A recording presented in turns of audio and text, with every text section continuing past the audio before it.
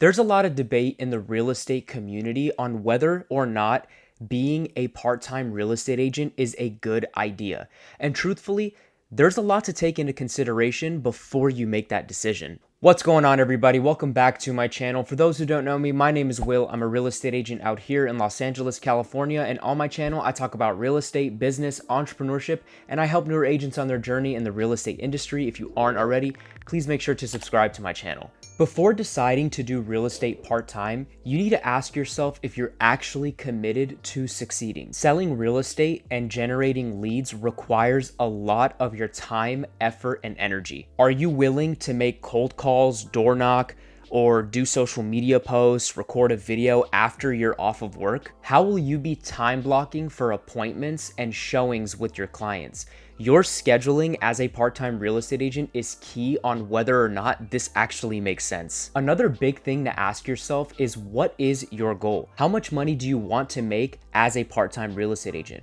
Why real estate? What is your plan with this business and what do you want to get out of it? Another big thing that I ask newer agents is, do you plan on going full-time in the future? I think that's probably one of the biggest questions you can ask yourself if you're deciding on going part-time or not. You have to start with the end in mind, because working as a part-time real estate agent can get very tough, especially when you really start to build a clientele. So if you plan to strictly stay a part-time agent and you don't want to go full-time anytime in the future, then you're gonna have to find a way to not get busy. What I mean by that is you're gonna have to find a way to tell certain clients, hey, I can't work with you, or I'm sorry, I can't go show you this house, or I don't really have time for this or that. And it's really tough to do that because as a real estate agent, you need to be present. It's tough to just turn down opportunities. Your clients might want to talk to you about something that happened at the inspections and you're just not available for them, or you can't really talk to them all the time.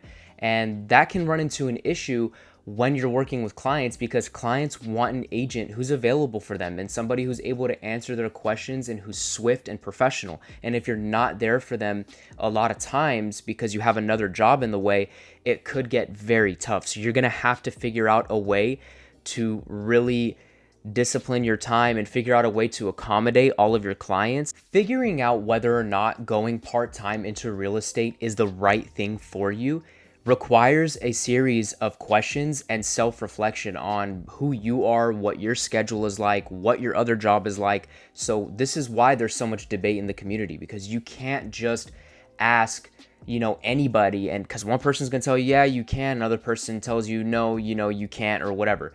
So you need to ask yourself the questions that we're going over in this video. But generally speaking, and in my own opinion and experiences, I think that if you are going to get into real estate part-time, you need to try to transition full-time someday. Because again, this business can get busy, like really busy. So it makes it nearly impossible to be a busy real estate agent and have another job on the side. Again, that's if you're busy, okay? When you're first starting off in real estate, you probably are gonna go into this part-time, and it's actually something that most realtors would recommend to you.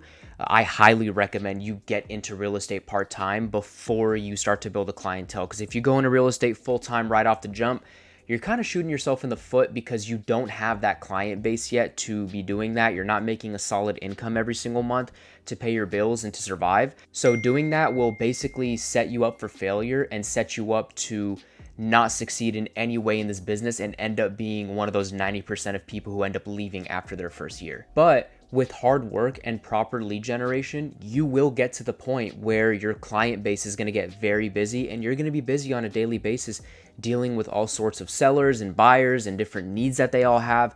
So you will get busy as time goes on. So again, there are some ways in the real estate industry where you can be part-time, but if we're talking about the overall bigger picture, I think that you should have it in mind to go full-time someday, because that is going to work in your favor. And just being part-time forever, especially if you're someone who is, of course, just getting, because you have some people who are like investors, right? Some people will get into it and they just want to negotiate their own deals, so that's why they'll get their real estate license.